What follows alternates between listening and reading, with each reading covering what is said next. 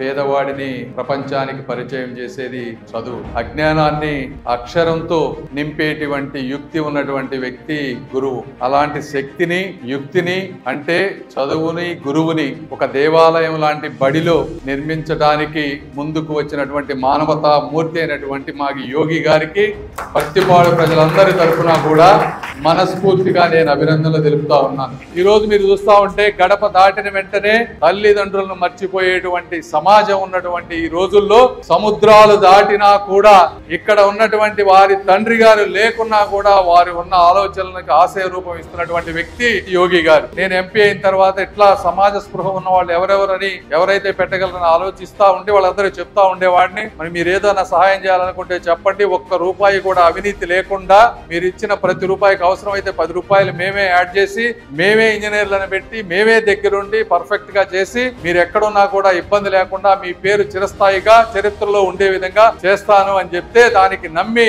ఆ రోజు ముందుకు వచ్చినటువంటి వ్యక్తి యోగి గారు. ఒక మంచి డిజైన్ గీయించాం దీనికి. ఈ డిజైన్ కూడా మీరు అందరూ చూడొచ్చు, అద్భుతంగా ఉంది. ఈ డిజైన్ కూడా సమాజంలో అట్టడుగునున్నటువంటి వర్గాల వారికి ఏ విధంగా మేలు చేయాలి అనే ఆలోచనలో నుంచి పుట్టినటువంటి స్కూలే ఇదని మీరు అందరూ ఈ రోజు తెలుసుకోవాలి. ఈ రోజున కూటమి ప్రభుత్వం వచ్చిన తర్వాత నారా లోకేష్ గారు ప్రత్యేకంగా తీసుకొని రాజకీయాలకు అతీతంగా వైస్ ఛాన్సలర్ని మంచి వాళ్ళని తీసుకొచ్చి విద్యాలయాల్లో పెడతా ఉన్నారు. గత 5 సంవత్సరాల్లో టీచర్స్ లేని తరగతులు చాలా ఉండేవి. ఈ రోజు నిన్న డిఎస్సి ద్వారా 16,000 మంది టీచర్స్ ని తీసుకొచ్చి ప్రతి తరగతికి ఒక టీచర్ అంటే 20 మంది విద్యార్థులకు ఒక టీచర్ ఉండే విధంగా 20 మంది విద్యార్థులు దాటితే రెండో టీచర్ ఉండే విధంగా కూడా కృషి చేసినటువంటి ప్రభుత్వం కూటమి ప్రభుత్వం కూడా మీరు అందరూ తెలుసుకోవాలి. ఈ కార్యక్రమానికి వచ్చిన మీ అందరికీ మనస్ఫూర్తిగా మరొకసారి ధన్యవాదాలు తెలుపుకుంటూ సెలవు తీసుకుంటున్నాను. Thank you.